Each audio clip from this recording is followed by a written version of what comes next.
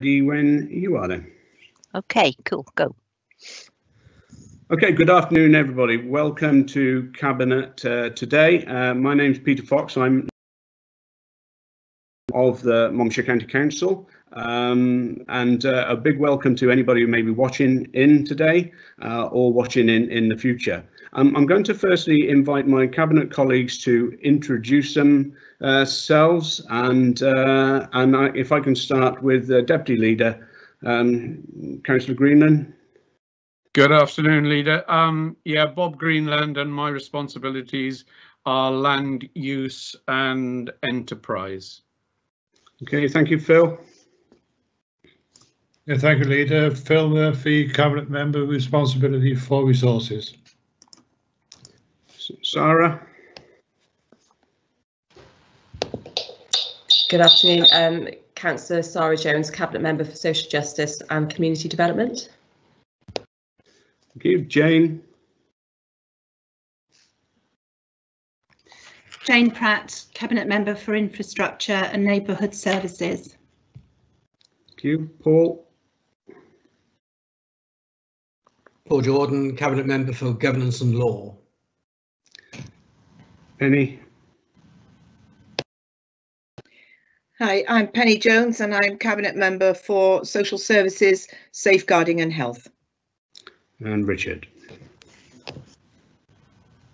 Richard John, Cabinet Member for Children, Young People and Mon Life. Thank you all. We're also joined by Councillor Dimitri Petruni, Leader of the Labour Group, Councillor Simon Howarth, Leader of the Independent Group, and Councillor Joe Watkins, Leader of the Liberal Democrat Group.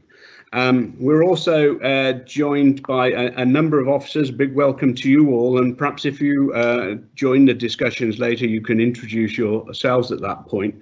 I'm also very pleased to welcome Lisa Dimmock, Councillor Lisa Dimmock, who's the chair of the Strong Communities Select Committee, who has agreed to come along today and to give us some further feedback from the recent Strong Communities Committee, where all members were invited along and discussed, amongst other things, the waste issues that we are looking at today. So big welcome to Lisa as well. So first of all then, any apologies for absence? Well, I don't think we have. We've got a full house here today.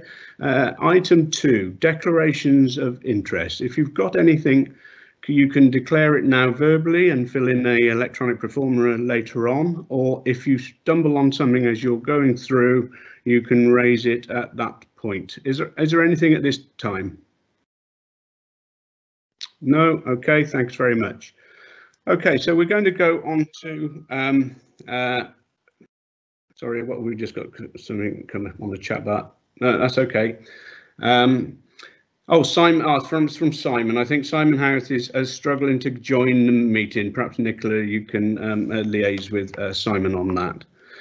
Okay, so we're into the substantive items today, and there are only 3 reports, but obviously the significant report is the first one, and you know, it's been a really intense set of discussions around household waste for some while, and I thank everybody for being so involved with this, be it the local community, the town council, in us, and the members of the select committees and wider membership, contributing to this debate and this discussion. And we do thank Lisa and her colleagues for the deep, in-depth scrutiny that took place at the recent meeting. Can also thank the officers who've been closely working alongside all of this all the way through.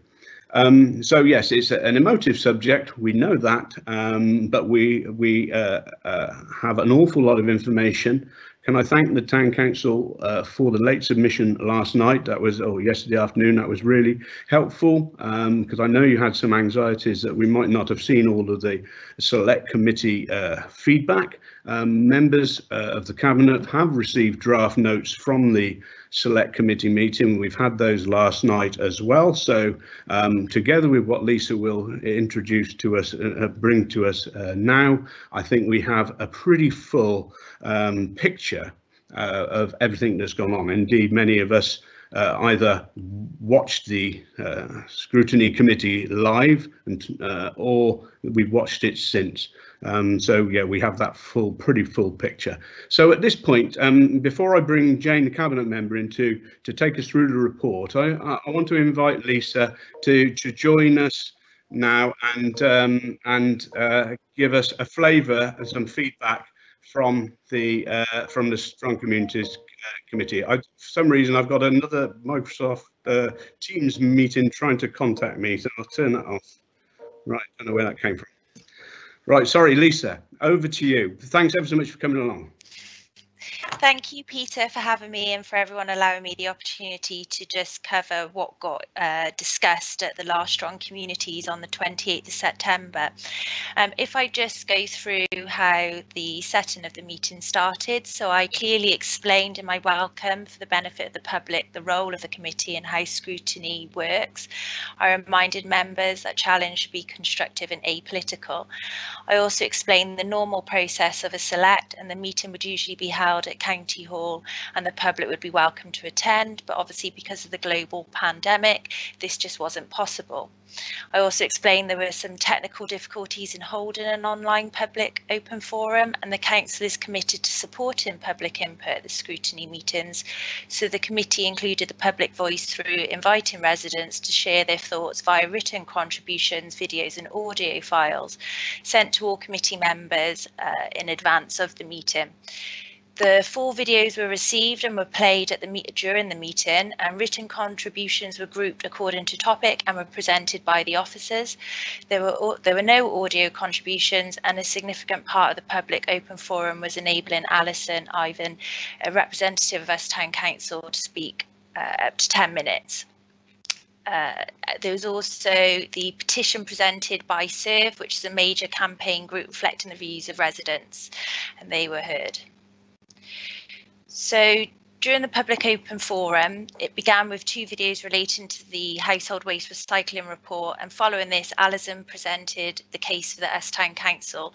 A full account is given in the draft minutes, but key points made by Alison were the cost saving in closing which is 40,000, wasn't accepted as a reason for closure. They equated the council tax payments of 20 dwellings based approximately at 2,000 per household would overcome the £40,000. They calculated the cost of essential works of 30,000 could be carried by 15 dwellings, and suggested the 30,000 essential improvements would be made to improve the service, given that quoted cost over 1.5 million to upgrade Mitchell Troy. They feel the report wrongly views frequent visits and ease of use as a bad thing. They suggest this could easily be controlled through the new booking system. They claim permits are not being requested, and the use of the residual waste skip is unchallenged. In terms of proximity to the household waste recycling centres, they argue the local authorities who have 1 or 2 facilities across the county are urban, and that there are different considerations for a rural county, particularly to minimise the impact of the unnecessary journeys and carbon footprint. They agree that the emphasis should be on curbside collections, as the most environmentally friendly way to manage household waste and recycling, and that not using curbside collection for black bag and residual waste is unacceptable and undermines the efforts of the vast majority that recycles effectively. They believe education is needed to make people aware of Welsh Government penalties. They'd also like the council to check permits, stop cross-border use, stop commercial waste, and support with education and booking systems, and then review cost-saving measures such as short hours through winter and on weekends. They strongly object to the recycling performance of Usk and Mitchell Troy has led to us failing to meet the Welsh Government recycling targets. They disagree with the statistics that show Usk recycling rate as poor, claiming there isn't a like-for-like comparison because smaller centres don't have the complete recycling range, they feel a zero measurement given for Usk could be interpreted as Usk's failure to recycle it, rather than not having the opportunity to do so. For example, the lack of facilities used to demonstrate poor performance.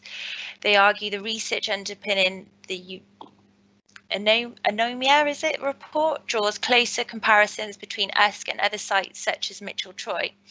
They feel the current wider recycling efforts in Usk are not accurately reflected, such as the facilities at the hub and the fire station and the new high street shop for zero waste and refillables. They argue recycling across the county have improved, and they refute claims Usk cannot improve. They feel Usk is being denied the same opportunity to improve behaviours following COVID because the site is shut. They argued that if Usk facility was to remain open, it could be given the same support to improve other centres, and have received education and booking systems they can improve in time. They feel COVID is being used as an excuse to close the facility, and they referred to the decision being put in abeyance to undertake analysis of waste, which hasn't happened because of COVID yet. The decision is being taken to close the household waste recycling centre. They were disappointed by the county-wide consultation. They expected an Usk-based survey. They argue the consultation only had 959 responses and ran at a time when people were busy with lockdown and the pandemic. They suggest now that Town Council and Surf Group is mobilised, they could obtain a better response using that opportunity to educate people as to what can be recycled and make improvements to the use of curbside collections. They claim 75% of people that responded did not want closure. Close to 2,000 people responded to the Surf petition. They state that they have over 540 personal letters supporting retaining the facility, and they argue that MCC were allowed, if they were allowed the time that the Surf and Town Council to carry out a targeted consultation and make improvements with the open facility, there'd be a positive behaviour change in Usk. Carl then presented the report in detail. The draft minutes are lengthy, and I know you've all received those. Carl was talking throughout the report. Carl addressed each of the issues raised by Usk Town Council, and he also presented the themes of responses that were submitted to the Select Committee, which included proximity to the household waste recycling centre, fly tipping concerns, and the ability of the ageing population of those without vehicles. So the key points raised by the committee. Concerns that closing Usk household waste recycling centre would increase traffic travelling across Monmouthshire.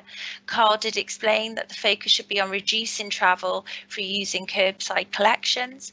The next point was whether other site options such as unmanned sites should be considered. Carl advised that this had been considered, but flood risk would make secure planning permission unlikely.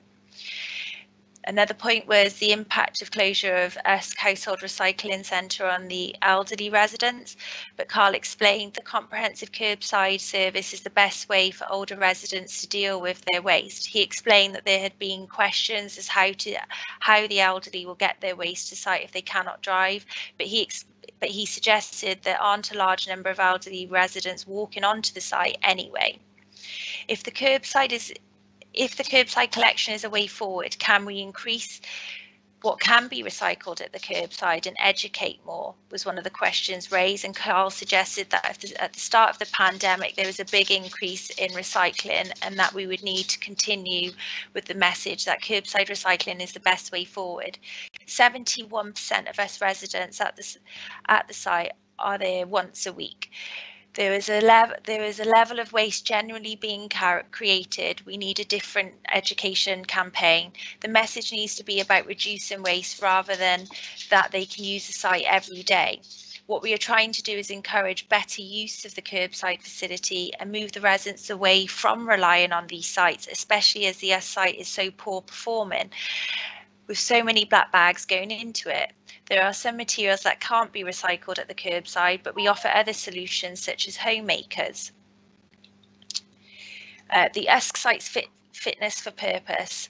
Carl explained that we have already invested in the site to keep it running, but it has always been a poor performing site, with the rest of Monmouthshire being high performing. The survey in 2018 highlighted the drainage issue also. Together with potential fines of upwards of 120,000 last year, we need to make decisions on how we can increase recycling rates, and at this point the closure of our site was considered. The next point was Torvain cancelled this service with Viridor, saving 167,000 a year, and they asked what was this explored. Carl advised that Torvain was operating a different service, but officers have looked at bringing the service in-house and are happy to consider this if the tenders come back at a price where it felt MCC could operate the service at the same cost. In terms of our elderly population, the point about better curbside recycling is noted, but some things are still unrecyclable and need to be taken to the centre. An older population will find this difficult, and us proportion of elderly is greater than, say, Chepstow. Us Town Council taking over the site was also an option suggested, and Carl explained that it's not about the cost of running the facility, it's about achieving our recycling rates. For the waste that goes into Usk, if we miss our targets by the same proportion of waste, we will pay almost £200,000 in fines.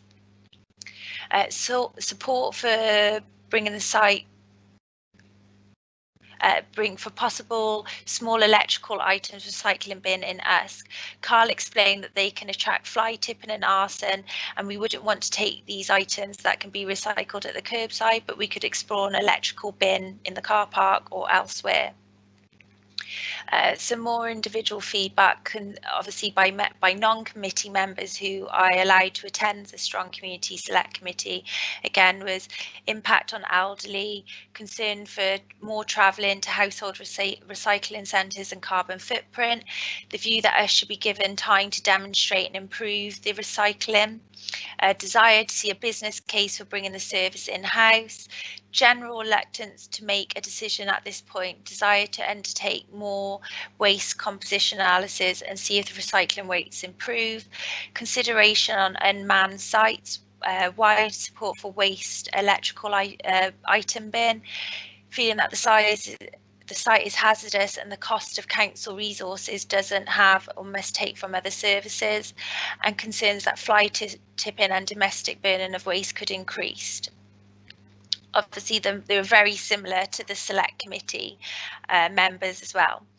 I then summed up in the members' points that Usk is the worst performing sites. It has the worst performing sites in Wales, and is evidence to support that a large amount of waste to the site is black bag waste and food waste. We understand Usk Town Council's views, but the site is too small and there are health and safety concerns. The community are concerned about fly tipping, but this can't be used as an excuse not to make changes. Distance to travel to another household waste recycling centre was a concern, but travel to the Lamfoyce and 5 lanes in comparison with other distances travelled by residents across the county was also not a reason not to go ahead with the changes. The themes in the public responses were very similar. There is evidence to support the recommendations proposed, and the report had explored other options. There are some considerations for the bin sites, but officers said they could explore those for smaller items but cannot be recycled at curbside. Broad support for revised opening hours for household waste recycling centres on the closure of Usk. The committee was against the proposal by a margin of 4 to 3 votes. Thank you very much, Peter. Well, thank you, Lisa, and for taking us through that. And Sorry, it's a bit lengthy. No. It was a long meeting. Can I commend you for the way you managed that meeting, because it was like 3.5 or nearly 4 hours long, and that was challenging by any standard, and I thank you for the way you can manage that. But also can I thank your members of your committee who had a constructive discussion, and those other members who contributed as well. And I have to make special regard to the lady who represented the town council, because I thought that that was a good presentation and made some really strong points, and was very welcome. And I'm pleased she took the time to do that and follow up last night with the additional letter as well. So Lisa, thank you once again, and if you could take the thanks back to your committee. I'll now invite the Cabinet Member, Jane Pratt, to take us through the report as well. So, Councillor Jane Pratt. Jane. Thank you very much, Leader. And as our Leader has said, today we have on our agenda important decisions to make, which have been the subject of much discussion, consultation and scrutiny over the past months. I will deal as a matter of introduction with each recommendation in turn. I will summarise the findings of the report and a Cabinet decision will follow. The 5 recommendations are listed on page 1 of agenda item 3A under point 2. First of all, the continuation of the booking system at all sites, initially implemented to ensure social distancing. The booking system has been an astounding success. Whilst we would like to improve the clunkiness of the software, it is serving its purpose. Having been put together at speed, and we have successfully handled 20,000 bookings with 80% of our customers self-serving and a further 4,000 bookings taken by phone. The system allows us to maintain the safety of the public and our staff, avoid traffic congestion outside our facilities and plan for the cleaning of the site, which is now so vital during the pandemic, and organise the removal of the skips that this avoids delays at the site for our residents. We can also plan our staffing levels and be a much more efficient organisation. I commend the continuation of the booking system to Cabinet for the above reasons. Point B, the full closure of Usk. Whilst this decision was taken a year ago, Cabinet decided to hold the decision in abeyance to allow consultation with the community, which has taken place this year. A workshop has also been held for elected members and a special Stronger Communities Select Committee was held last week, which I listened to carefully for the entire debate. Members gave the issue in-depth scrutiny. The minutes of the Select Committee have been circulated to Cabinet and we have had the opportunity to study them in detail. Yesterday, we also received a letter from Usk Town Council, which has also been considered by all Cabinet members.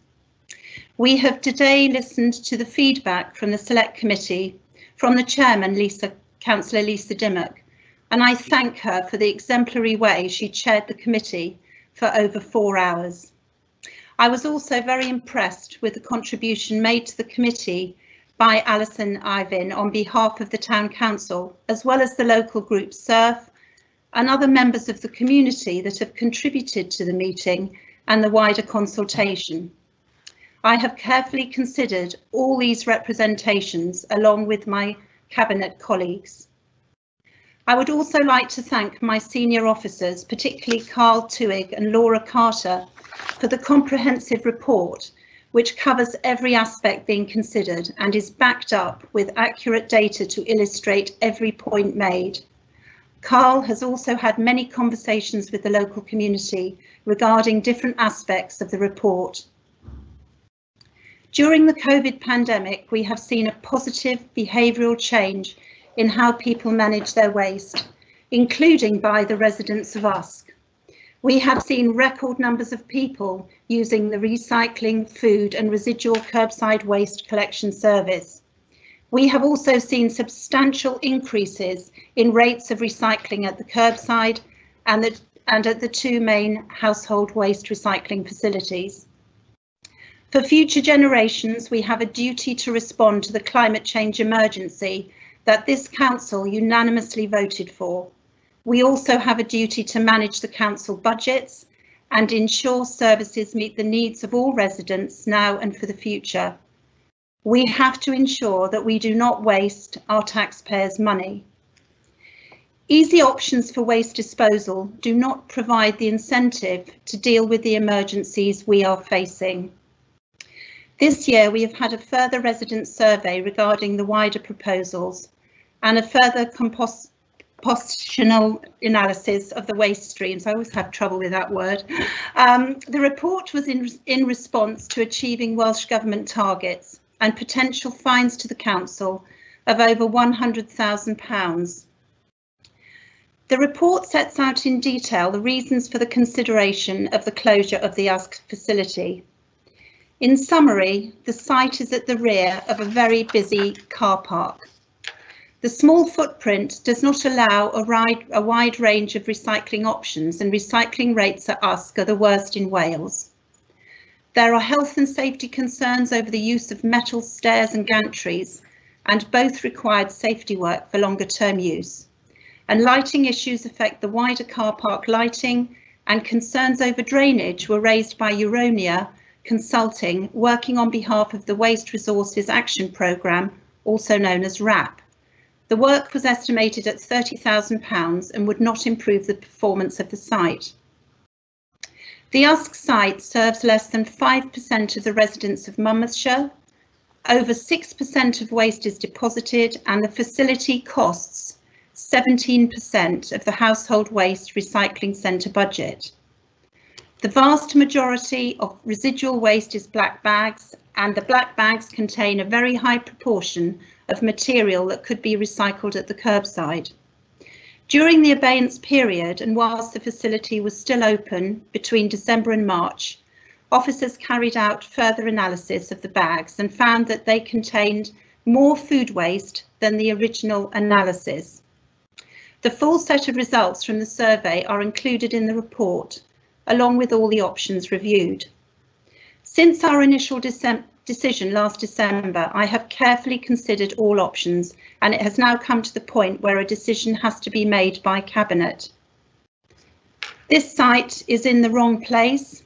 It does not have the ability to cope with the future requirements of a modern and efficient household waste recycling centre. It does not offer the space to sort waste or offer the range of recycling facilities a modern site needs, especially as the markets for our waste are becoming more prescriptive about what they will accept and the condition of the material. I also have grave concerns about the site's safety, and it is true to say if we were starting with a blank sheet of paper, we would not consider a site here, and we would probably not get planning permission or permits to operate a site like this now. Having carefully considered all the evidence, I recommend to Cabinet that we proceed with our decision to close the site, with the proviso that we offer Usk Town Council our help and expertise if they wish to consider a recycling facility elsewhere in the town. Recommendation C is to introduce revised opening hours of 8 o'clock in the morning to 1600 hours or 4 o'clock in the afternoon. We now have more data on the habits of our residents visiting our household waste recycling centres, and their behaviours have changed. Over lockdown, many of our residents had the opportunity to spend more time with their families, walking and cycling in the countryside, etc. And they've re-evaluated the way they spend their leisure time. They no longer want to spend their weekends necessarily visiting a household waste recycling centre, and weekends are no longer as busy as they used to be.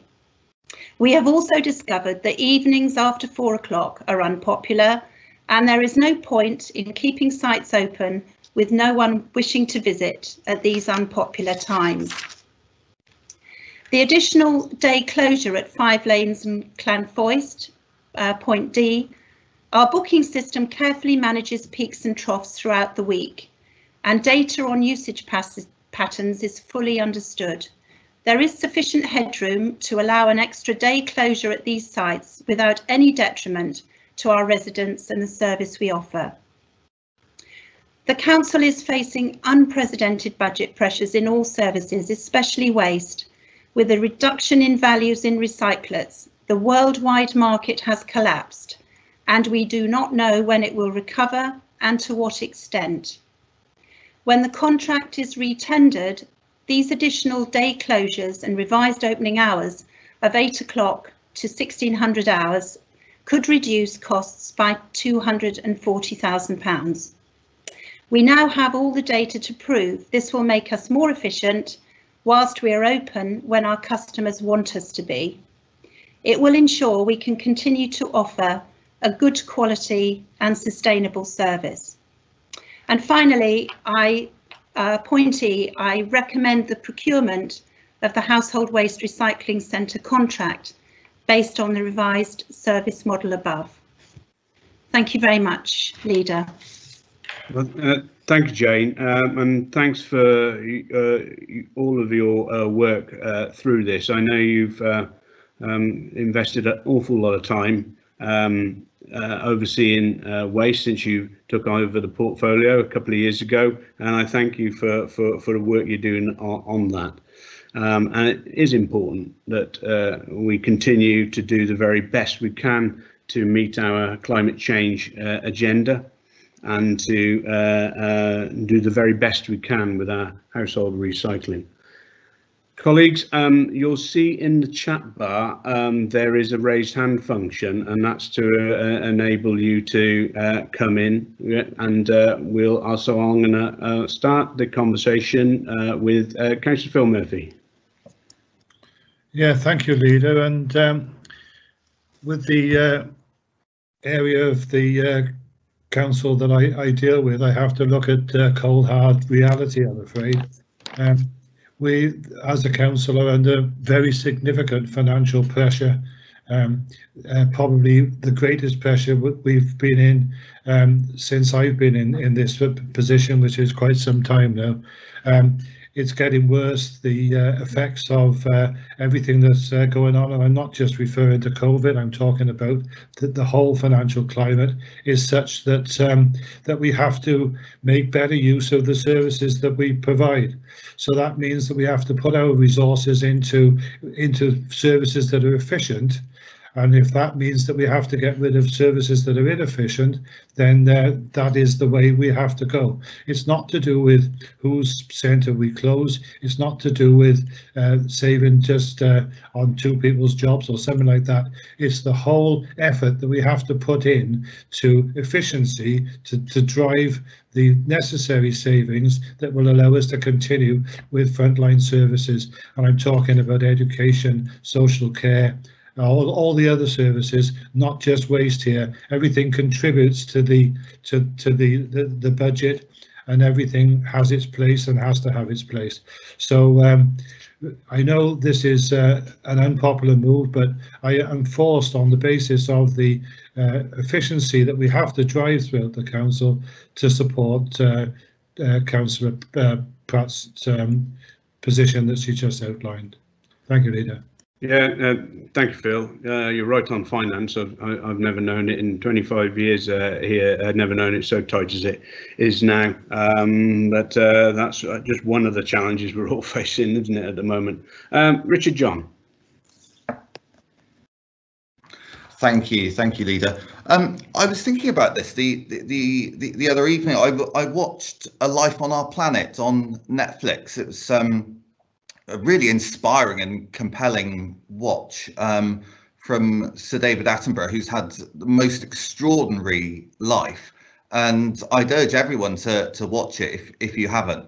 His message was a really powerful one about how we as humans are doing irreparable damage to the planet and to the natural world, with devastating consequences for wildlife, and also for human civilizations that are not just for future generations, but the impact of which will be seen during our lifetimes, and certainly during the lifetimes of our children.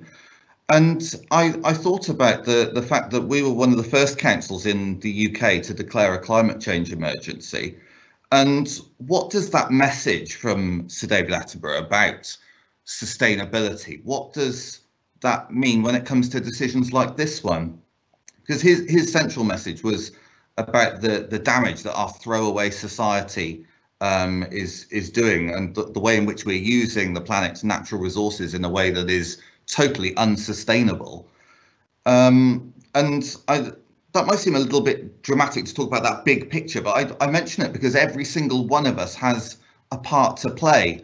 And you might think that one person can't make that much of a difference, but you know, if all 7.8 billion of us played our parts, then obviously it would make a massive difference. Now, we have a responsibility as councillors, as leaders in our communities, to help encourage our residents to do their bit, to drive up recycling, to reuse and reduce waste. And I recognise Jane's comments that the booking system that's been introduced for our household waste and recycling centres has seen the amount of rubbish disposed of at the sites reduce. And as a consequence, recycling rates at the curbside have increased, which is a really positive thing. I would suggest that in Usk, certainly in recent years, it's been arguably too easy to dispose of rubbish, to dump waste, and partly due to the limitations of the site. To be fair, that it has taken a fairly narrow range of materials, and hence the worst recycling rate in the country. Now, we've had many lengthy discussions about the future of the household waste and recycling centre in Usk, and Councillor Dimmock gave us a very clear summary of the very detailed deliberations that she convened at her select committee, and I know we've all watched that, and it was a very, very detailed debate about the relevant issues. But we all have a responsibility to ensure that our services are sustainable, not just a duty to the environment, but also a duty to the public, to our taxpayers.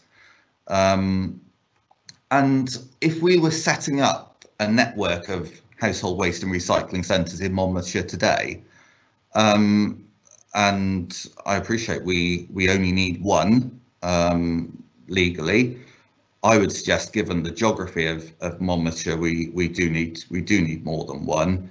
It's a long way from one end of the county to the other, but so I'm sure if we were setting them up today, we wouldn't have 4 sites.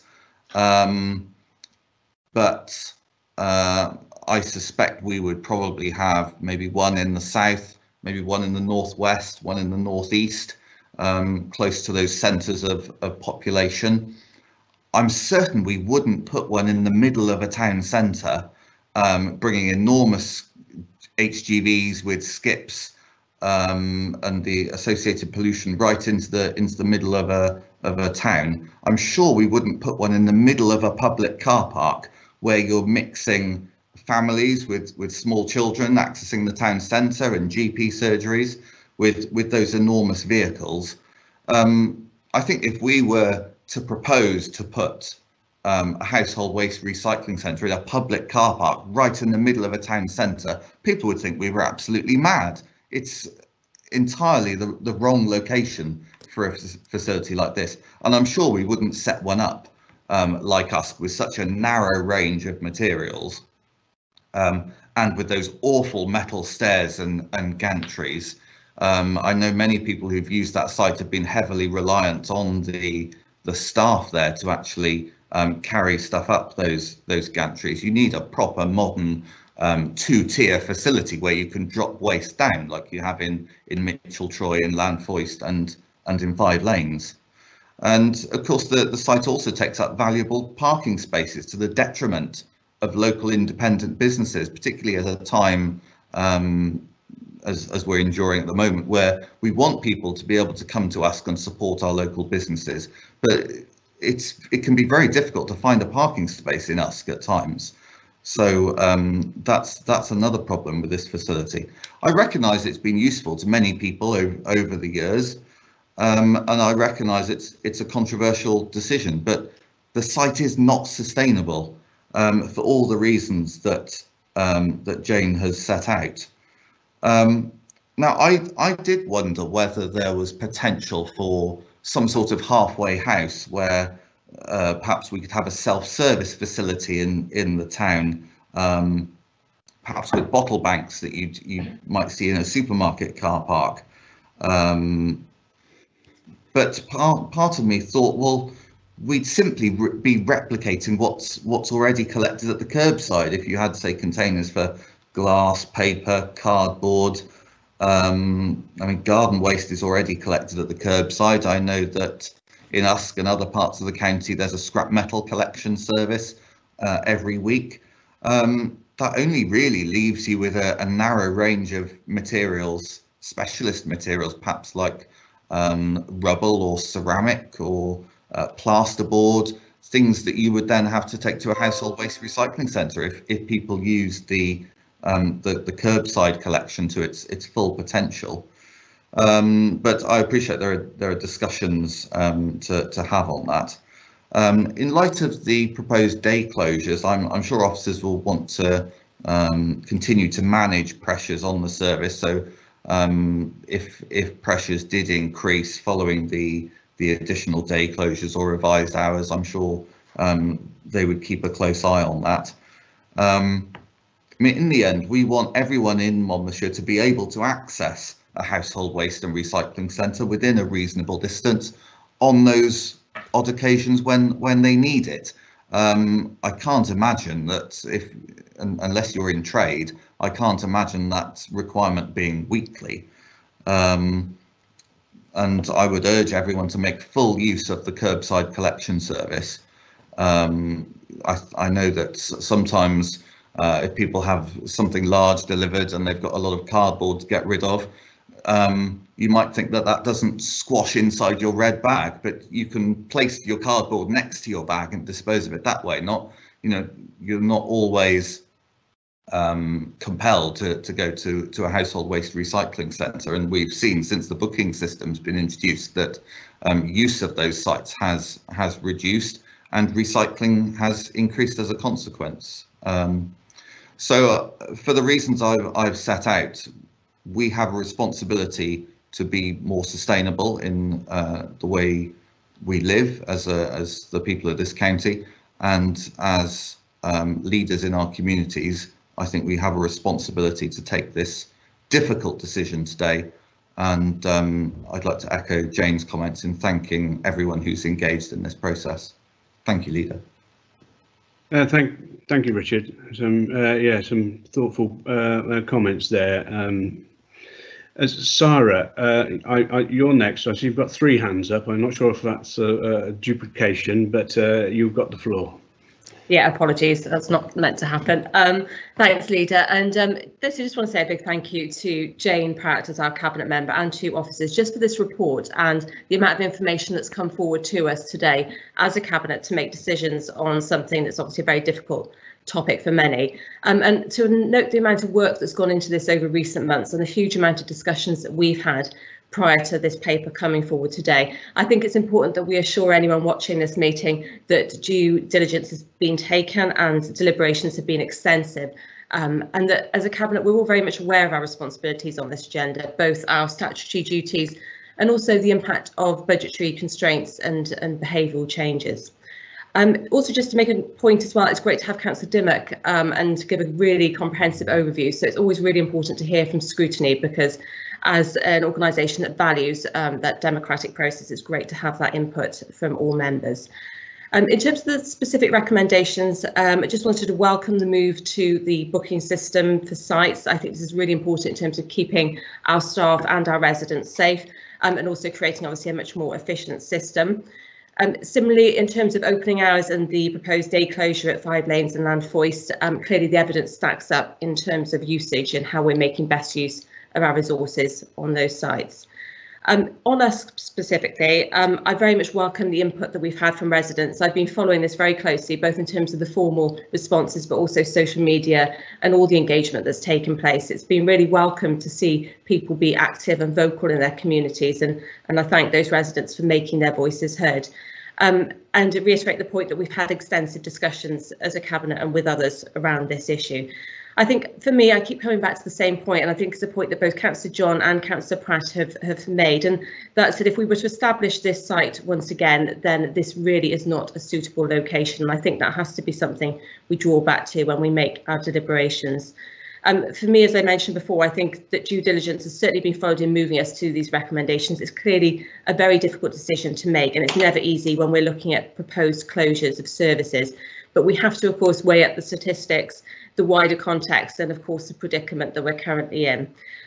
Just in terms of just moving this on, I just wanted to ask Councillor Pratt 2 questions, if that's okay, Leader. The first is around consultation, and I know Councillor Pratt's referred to this, as does the report, but just wanted to be clear on what consultation has taken place with residents of Monmouthshire regarding the waste decisions that we're being asked to vote on.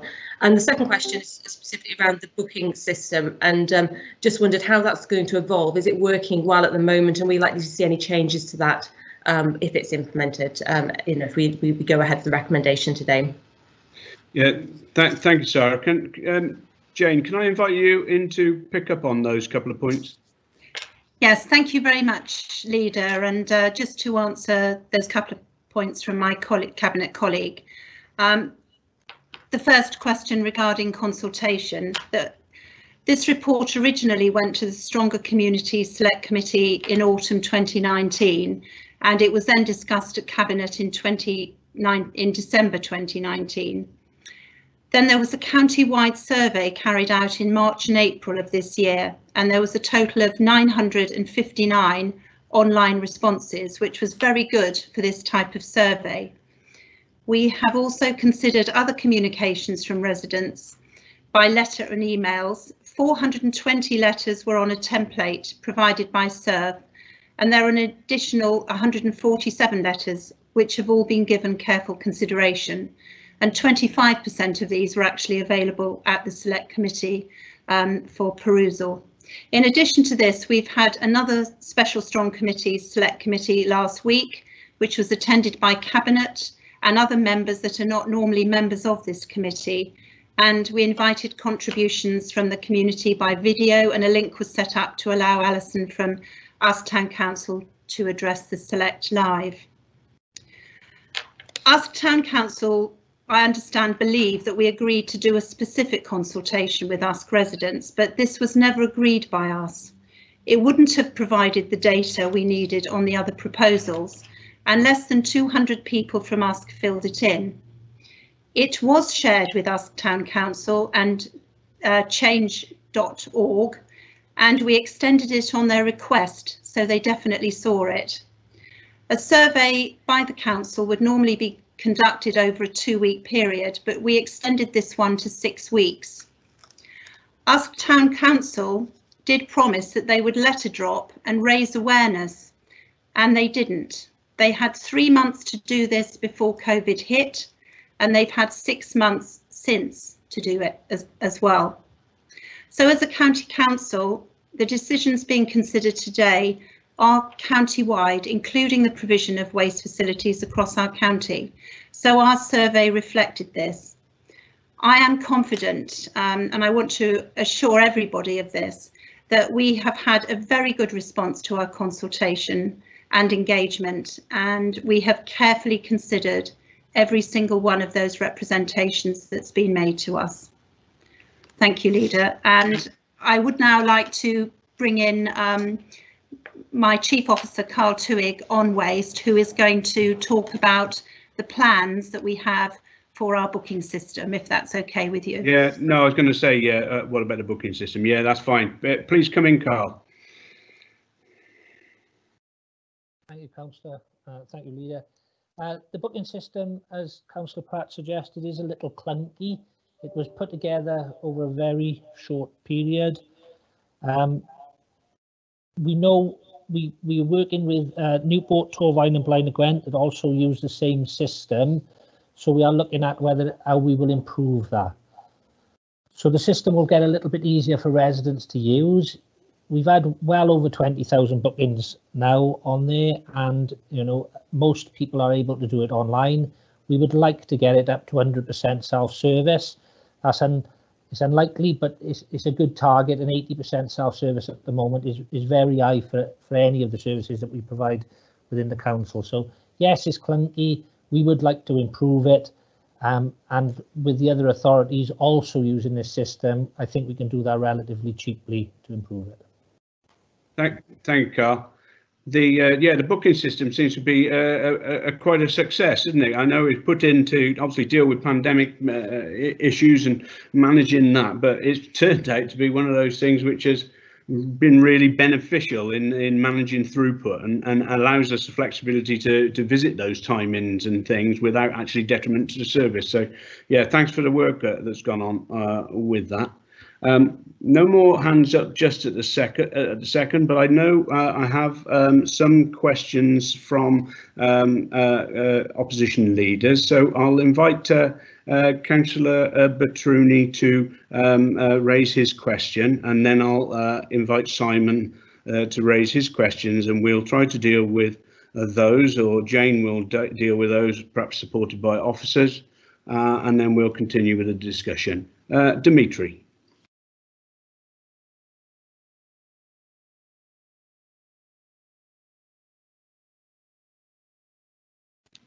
Are you there, Dimitri?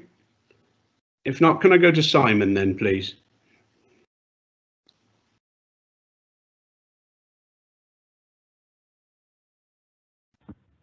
Hi, Peter. Hi, Simon. Welcome. Yeah. Welcome. Yeah, if you'd like to put some of your points over to Jane, and I'm sure she'll try and answer them. Yeah, that was the questions I submitted to you. I was just looking on the email for them there, which I sent to you. So have you got them? I've got them if you want. Yeah, could you just follow them through as you did say? That's fine. Thanks, Simon. So just so you know, members aware what Simon's asked. He's asking Jane, how does she feel that we have? Hang on. Yeah, Jane, how do you feel that why do you feel that we have declined in our targets on waste? We have achieved them very easily some years ago. So there's that one. And Jane, you've had a copy of these. And are you confident, Jane, that if we alter waste collection, this is around green waste. Of course, we're not dealing with green waste today, so we'll reserve that question for our next cabinet. Is it correct that waste targets are used on the weight mass? If so, would it be wrong in saying that all collections of recycled material, i.e. cardboard, newspaper, green waste, everything, helps toward the target? And are you aware that Environmental Health are investigating and have been investigating more fly tipping and fires of late? And if so, why hasn't this been incorporated in the report? And lastly, Simon, you make the point, it's a fair point that, you know, waste sites are places that people like going to. I suppose I don't know if there's a social element to it, but people do like going there. So Jane, I forwarded the questions through to you. Perhaps you can deal with those. Thanks, Peter. Yes. Thanks, Simon. Thank you very much, Leader, and may I thank Councillor Howarth for his questions. The question regarding green waste, obviously we can cover at the next meeting. So first of all, why does the officer feel that we have declined in our targets on waste, and we had achieved them very easy some years ago? So every Welsh authority must meet the Welsh Government targets or face fines of up to £200 per tonne. Other authorities have invested heavily in interventions such as black bag sorting on sites, compulsory recycling at the curbside, and the move to monthly black bag collections. So their recycling performance has increased with these interventions. Welsh Government targets increased last year to 64% and are set at 70% for 2024 to 25. These are much bigger jumps from the previous 52% and 58% targets, with the easy recycling and low-hanging fruit gone. The majority of people manage their waste through the collection system and recycle all they can. A few residents believe that it's okay to take black bag waste to the sites every day without recycling anything. These are very challenging targets, and every resident needs to do their bit to help us to meet them. The second question is it correct that waste targets are used on the weight mass? If so, would it be wrong in saying that all collections of recycled material, cardboard, newspaper, green waste, help towards the target? Plastic alloy, tins, etc., not as great. So the targets are weight-based. The more material that is recycled and the less that is sent for energy recovery, the higher the recycling performance. Every kilo counts regardless of material type, and Welsh Government recognised that this caused perverse outcomes where people chase cheaper recycling at the expense of the waste hierarchy when targets were lower. So this is far less likely to happen now, and all materials need to be recycled to meet 70%, and waste reduction should always be the priority. The next question is he aware that Environmental Health are investigating and have been investigating more fly tipping and fires? Why has this not been included in his report, and his totals don't correspond as to the report? So the data from both teams is collated and entered in fly capture. The data provided in the report runs for the first 5 months of COVID, so it is unlikely to match data from Environmental Health. There was almost 540 incidents reported to waste, of which 150 were passed through to Environmental Health. And I'm embarrassed to say, actually, a lot of those increased cases were actually in my ward of Llanelli Hill, on the border with Blaenau Gwent. They were not around the Usk area. The restructure in waste and street scene was to ensure that litter and fly tipping teams were created and trained to support Environmental Health to gather evidence for prosecutions. And, you know, this does work and is working very well. Finally, Councillor Howard says, lastly, he'd like to say that the waste sites act as a great place for people to go, and many of the residents don't grumble about it too much, but love to tidy up and keep the place tidy. You know, all I can say really is obviously COVID has limited everyone's opportunities to visit the places they love to go. And hopefully, as we come out of this pandemic, people will not want to visit their household waste recycling centres and will have once again discovered the beautiful place where we live here in Monmouthshire. And if we look after our environment and don't litter and fly tip, and there's absolutely no excuse for it at all, and we've got a number of communications at the moment, at the present time, to stop this. If we don't litter and fly tip, then nature will do the rest. Yeah. Thank you. Thank you, Jane, and thanks, Simon, for putting those points forward. Dimitri, would you like to ask your question to Jane? Yes, thank you, Leader. I was trying to press unmute and video, but it just wouldn't work. I don't know. Don't worry. Probably knew what I was going to ask.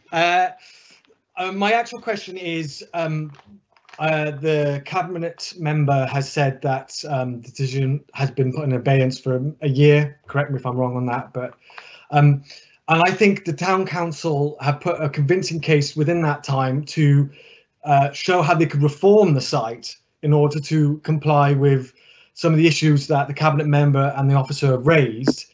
And I believe they should be given that opportunity. And I'm just thinking, why has the cabinet abandoned us town council when they always step up to the mark in helping the county council out when they've asked around car parks, hubs, post office? And the other thing I want to mention, because I'm on the Strong Community Select, the chair didn't seem to note that there was a vote and the committee voted against the closure of Usk. She seemed to sum it up in the terms of that the committee was generally supportive. That was not the case. The committee and its members, additional members, weren't supportive. Just so the cabinet's clear, even though the decision's been made. We watched it, Dimitri, and obviously, as you know, select committees are not decision-making bodies, but we do thank them for the level of debate that they entered in, and I reiterate my thanks for Lisa for actually, I think, summing up extremely well of what I saw in the meeting as well. But you raised a fair challenge. around timing and working with Usk Town Council, and that is something we have always done. Usk is a wonderful community, as we're blessed with many wonderful communities, and they mean a lot to us, and we do work closely with them. Jane, did you want to pick up that specific point though about timing? Yes, thank you very much, Leader. And maybe Councillor Batruni was multitasking, but Councillor Dimmock certainly did mention the vote in her presentation. The question that I received from Councillor Batruni was, why doesn't the Cabinet give the people, the Usk Town Council and Surf Campaign Group more time to turn around the recycling rates at the Usk recycling site? So it is clear that Usk Town Council and the Surf Group value the waste facility on their doorstep, and the vast majority of waste taken to that site is already collected at the curbside, creating unnecessary individual journeys. We have seen a shift in how people have managed waste through the start of the COVID pandemic, and we also have no way of knowing how long this pandemic will continue. And the Welsh Government have set challenging targets in a bid to make Wales the #1 recycling nation. And it would be difficult to achieve this aspiration if we continue to provide easy options for rubbish disposal. The waste service is being retendered, and the contract will set performance targets with service deductions on the contractor if MCC fail to meet the Welsh Government targets. The contractors have informed officers that they need clarity of service requirements to provide the most economical, advantageous tender. And the Usk facility would remain closed as part of the Welsh Government social distancing measures. Contractors will price risk against facilities with historic low recycling performance and very limited improvement potential. Usk is a beautiful town, and there hasn't been the predicted rises in fly tipping, litter and detriment to the amenity during the last 6 months. Usk Town Council requested that other options were considered, and our officers will continue to offer technical support to all town and community councils for community composting and bring site recycling facilities that provide additionality. And as I stated in my report, that is the proviso, that we will offer our expertise to Usk Town Council if they wish to explore such a facility elsewhere. Thank you. Yeah, thank you, Jane. Thank you, Dimitri. Cabinet members, any other cabinet members? Bob Greenland. Yeah, thank you, Leader. I did have a couple of questions. The other parts of the agenda, A, C, D, and E, but they've really been answered in the discussions that we've been having. So I want to just focus on Usk, which is, of course, the most difficult of the issues that we've got in front of us today. And I know how much that facility is valued by Usk residents. Now, I've been in all the discussions leading up to this afternoon, the seminar. I listened in for the 4-hour debate at Select. I've read the reports, obviously, including the last one last night from Usk Town Council, and I've listened to this debate. Now, I'm not going to declare an interest because I'm one of many people who occasionally do use the facility in Usk, and I use it because it's convenient for those items that cannot go to the curbside, DIY waste, etc. But I use it very rarely, but I've been looking for a justification in reaching a decision today to how we could keep this open. What is the justification for Monmouthshire County Council to keep this facility open? Now, every time I've gone to Usk Recycling Centre, I have been curious about the number of black bags that are there. And every time I ask myself, why are people bringing black bags into this site when they could put those black bags at the curbside far easier? Why also are people using the green waste facility? Well, I suppose I know the reason for that is because you avoid the costs of collecting it, which we obviously have to impose on other areas of the county. I listened to the argument about £40,000 isn't much money and only the equivalent of 20 council house taxes. But to be honest, that's a bit like that marketing ploy that you often hear, isn't it? Where people reduce the cost of anything to something simple like, oh, well, it's less than a pint of beer a week. You can't use that sort of argument. £40,000 per annum is £40,000 per annum. And these days, that's a lot of public money to be spending. The other thing that I brought to mind was the issue of parking in Usk. If we close this facility, we will bring back at least 18 spaces into the car park.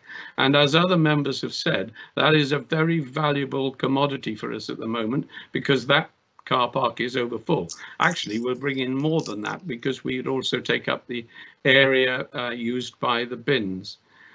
Now, I have to say that I've been quite baffled by Councillor Batruni's interest in this issue as well, because we haven't, he actually represents Chepstow, and I don't notice him lobbying for a similar facility in Chepstow. Perhaps I shouldn't be surprised. Councillor Batruni never misses a political opportunity, does he? So perhaps we can see that here. But in the end, I come back to how can we justify this for Usk? Chepstow, Caldecott, they don't have a recycling centre provided in the town by Monmouthshire County Council. In fact, of course, Usk is the only town that has its facility in the centre of the town. So how can we justify continuing that in Usk? And much as I would like to find a reason for that, I'm afraid that I cannot find a reason that would justify giving Usk this special treatment. But having said that, I recognise how important this facility is to local residents. But if it's important for local residents, that is an indication to me that it should be a facility that's perhaps, if it's thought that important, it is provided not here in this car park for reasons stated, but perhaps elsewhere in the town. The town council could find a place to put it. And if that's the case, then I would fully support Councillor Pratt's words and say, look, let's work with the town council to try and provide an alternative place if that is really what the residents of town council want. So I'm afraid I will go with supporting the recommendation to close the facility in Usk, but I do so, frankly, with a heavy heart.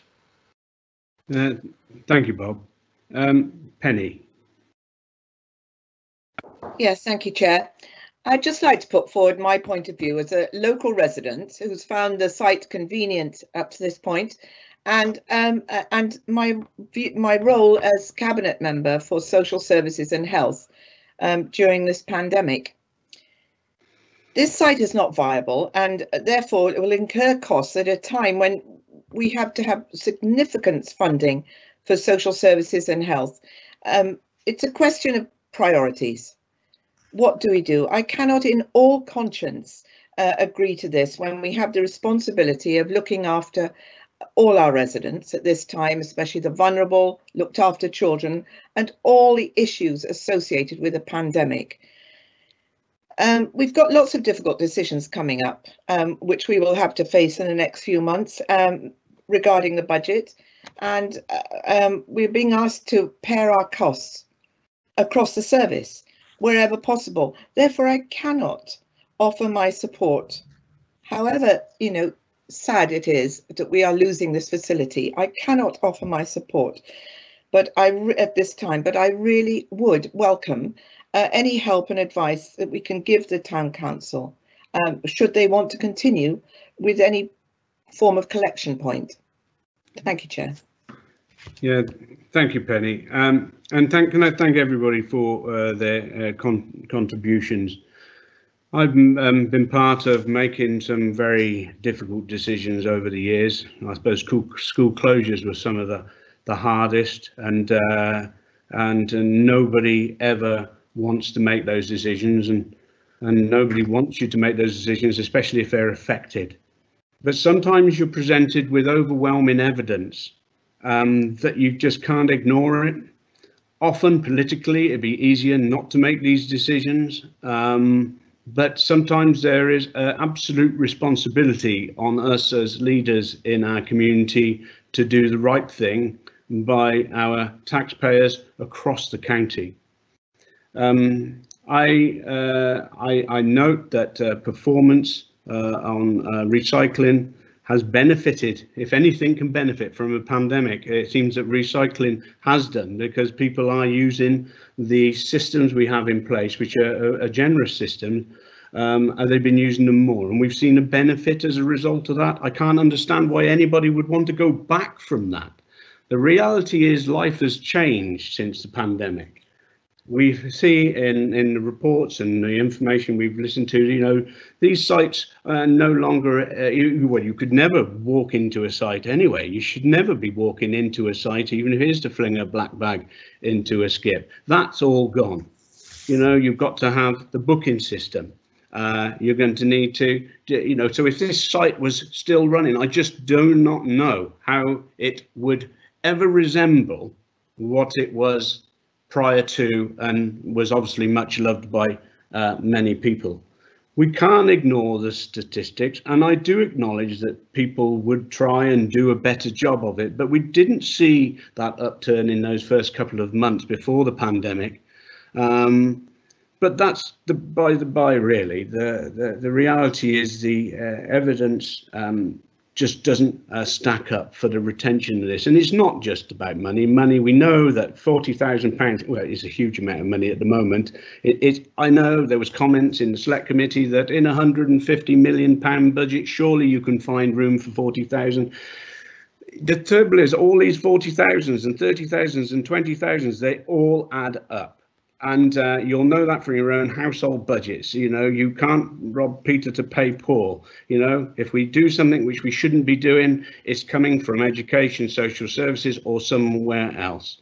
So there is a responsibility to look at things as a whole, as Bob actually absolutely pointed out. I would love to use the argument on council, you know, so many houses would pay that. We won't miss one house, will we? And that council tax can go and pay toward this or pay toward that. Or you know, my own father used to say to me, what do we get, boy, in our village? We don't get anything. We just get our waste picked up. But no, you don't. You get education, you get social care, you get every other facility. We all collectively contribute to the good across the county. That's how it works.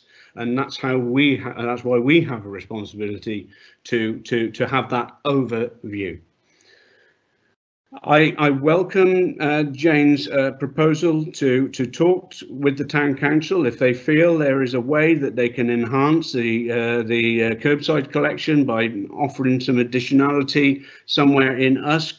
You know, we will always talk with our partners in town councils. We would do that just as we did around the library and the post office and all of those things in the community.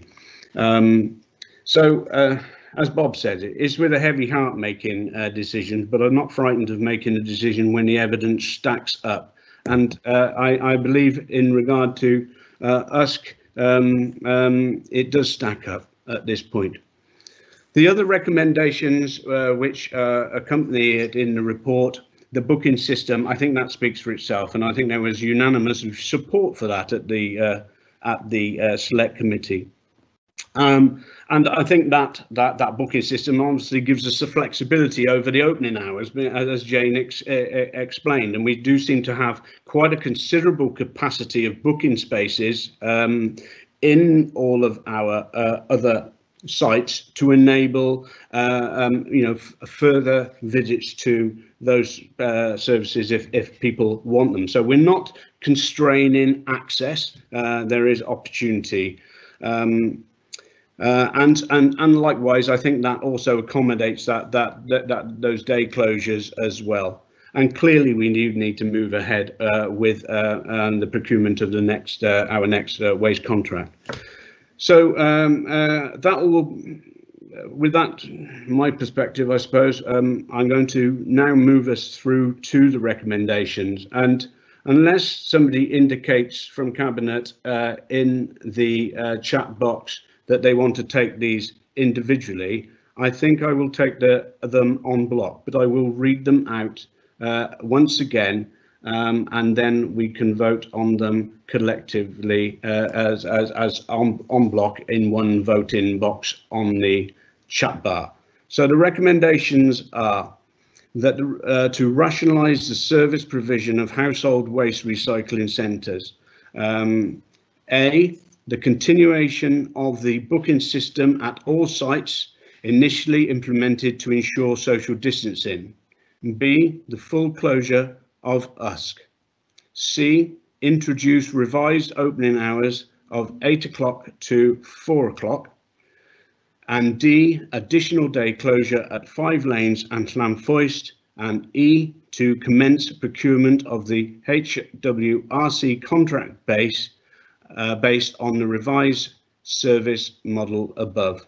And that's yes, and that's the full recommendations there. The note below was obviously relating to Lisa's contribution from Select Committee. So those are the recommendations, members, and you see there is a voting opportunity in the box now. Can I ask you to submit your votes, please?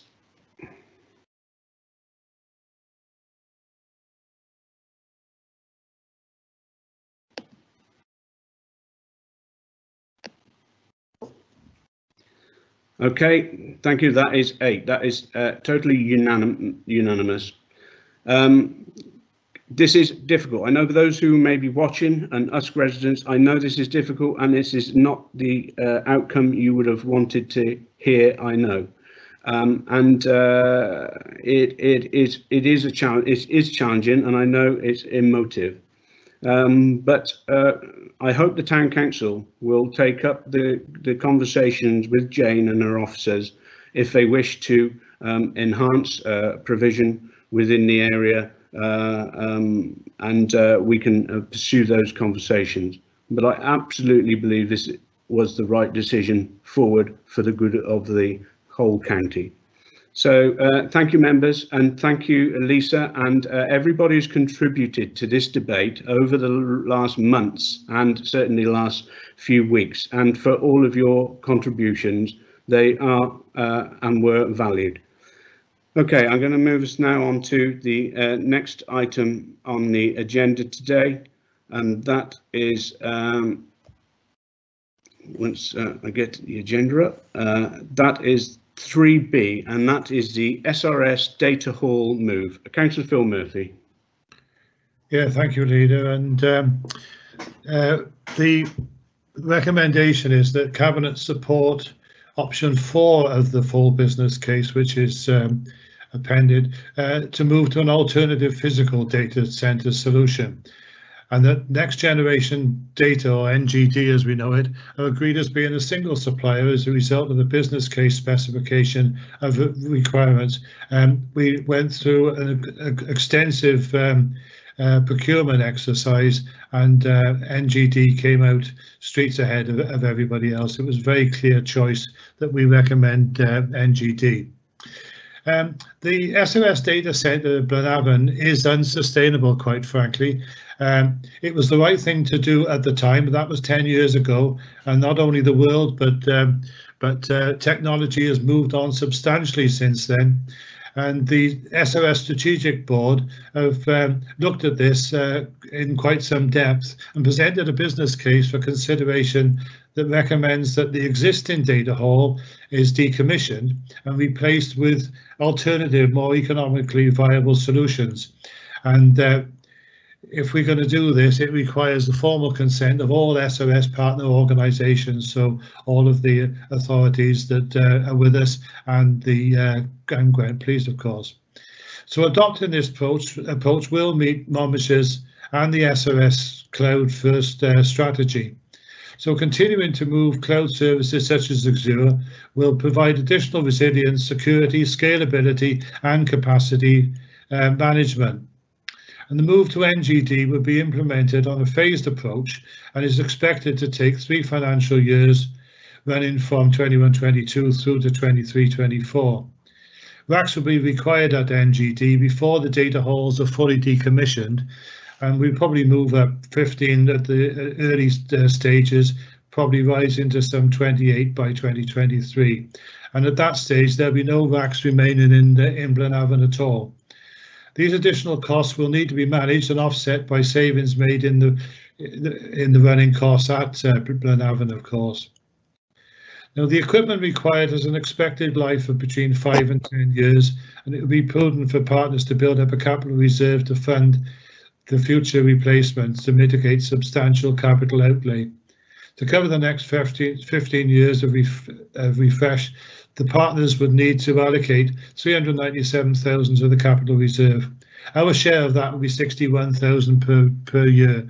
So it's proposed that we incorporate that in the medium-term financial plan and the budget process for 21-22, such that we make adequate base provision and set aside for capital refresh of the equipment to avoid significant one-off pressures occurring at the end of equipment life cycle. So the capital investment required to relocate to NGD is far less than required to remain in the existing data halls. Partners are required to fund 2.3 million as opposed to 4.8 million if we remain with the current model. We will have to pay towards decommissioning the Blaenavon buildings, and at the worst case we're looking at 610,000. But only 203 of that would be ours. But as I say, that is a worst case. There will be some 2.3 million upfront capital investment, and as I say, that together with the decommissioning costs will be shared out amongst the partners. So for MCC specifically, this translates into anticipated net revenue savings of 28,000 when compared to the anticipated contribution by MCC for 21-22, and these savings will, as I said, contribute to the draft budget proposals. So finally, it's important to note that whilst there's additional investment being required to implement the proposals, we're going to be significantly avoiding costs that would otherwise need to be incurred, and the cost avoidance over and above the council's proposed investment is some 334,000. So just to sum up, the move will make us more resilient. There will be less cost, both revenue and capital. The SRS will still exist. It's just that the data halls that Blaenavon will be going. Everything else stays as it is. And I think that pretty well sums it up, Peter. Well, thank you, Phil. That's pretty comprehensive summary of that. Does Peter Davis, as Chief Officer there, would you like to add anything to what Phil's just said before I bring colleagues in? I think Matt Lewis is on the call. Oh, Matt, oh sorry, is he? Sorry, Matt, would you like to join us? Welcome, yeah, Matt. Hi, thank you very much for the opportunity. For those who don't know me, I'm Matt Lewis, the Chief Officer for the SRS, and we've put this business case together over the last few months.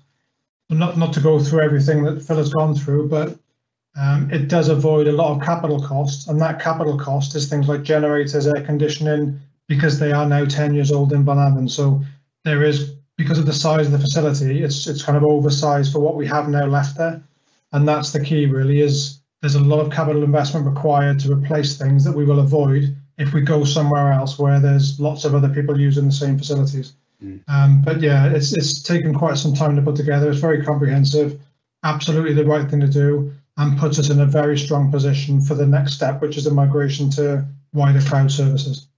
I'm happy to take any questions. That's why I've come today, if there's anything. Well, thanks, Matt, and thanks for taking us on this journey, but also for the many years you've been shaping our progression through this world. And so, yeah, big thanks. Okay, I'm going to bring Bob in, Bob Greenland. Thanks, Leader, and thanks, Matt, and Phil, indeed. Now, compared with our last decision, this is actually a bit of a no-brainer, really, isn't it? And for all the reasons that Phil has outlined, it makes absolute sense to go with the recommendation. One thing, or two things, really. First of all, what's the time frame for removing us over in the cloud? Is it going to be a one jump process, or is it going to be a gradual process where certain services move and then others? And I'm sure you will have ensured that we won't see anything in disruption in terms of our own use of the service. But also that leaves, knowing the area we're talking about, quite a bit of those buildings empty, I suppose. What is the intention for the buildings that are now, or that part of the buildings that will now become vacant? Thanks, Bob. Matt, do you want to come back in on those? Yeah, absolutely. So on the first one, the timescale, I think Phil mentioned it's kind of over 3 financial years. The reason for that is because partners will all move at different times. So Torvine and Monmouthshire, for example, will be looking at first half of 2021. That's when their move will occur. For someone like Gwent Place, it's a longer time frame because there's a lot more complexity to their infrastructure to move. As to the point around what does that mean for the next step of cloud, we are moving the physical infrastructure from one place to another to get us into a kind of safe harbour, if you like, as we've described it to the boards. And then when we're in that safe place, we can then relatively simply migrate things into cloud services. But absolutely, as per the question, there is a very different timeline for different applications across Monmouthshire. Some applications are very complex and have got lots of things that are integrated into them, and some are very simple. And what we'll be doing, working with Sian Haywood and Emma Jackson's teams, we'll be giving proposals in which look at what order do things move up in so that there is no disruption. Because the worst thing we can do together is to try and move things before they need to move and create business disruption in Monmouthshire. We just can't do that. And on the second question, absolutely correct again, there will be space left in Blenavon. There's a whole downstairs floor in the building which is currently data centre. The proposal is that when that downstairs is decommissioned and all the data centre stuff is stripped back out, it will be returned into office space.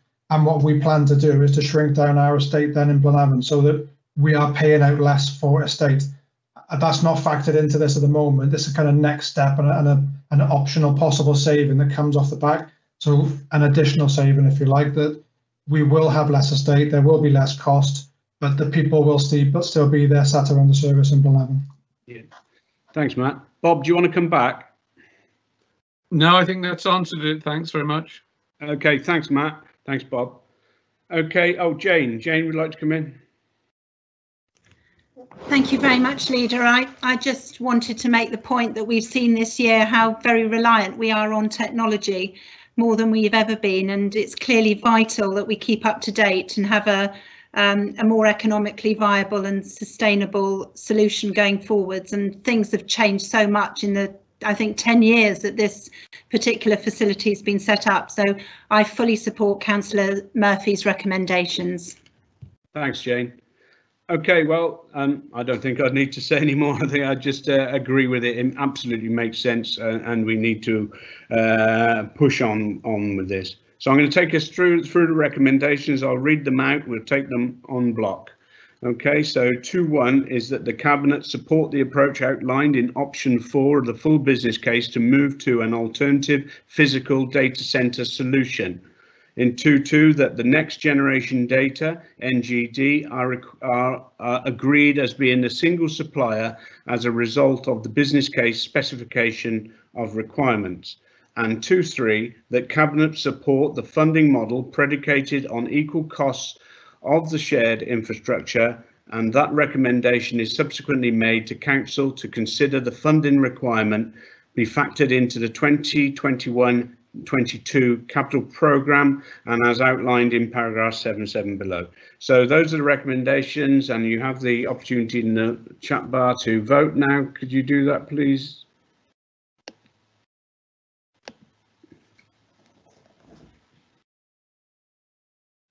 Okay, thank you. That's unanimous. That's 8 of 8. Thanks again, Matt. Thanks for all you're doing up there, and let's wish this well.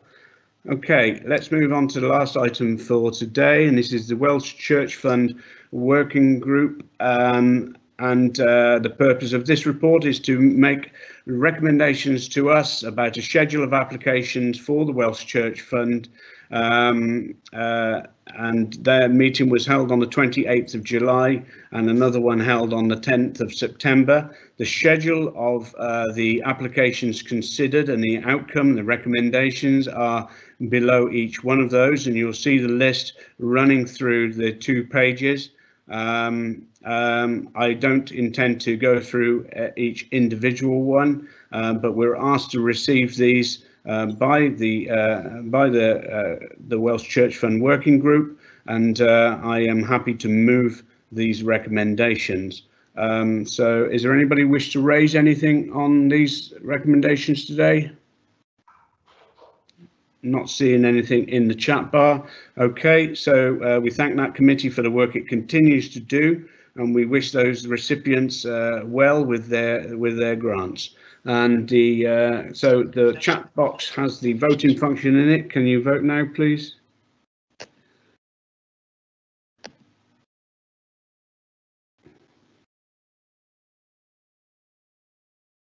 Okay, thank you very much. That's carried unanimously, and that brings us to the end of today's meeting. Whilst there are only 3 items on it, it was a substantial meeting, and I thank everybody who contributed to it, and look forward to catching up with you all soon. So with that, I will close the meeting. Thank you.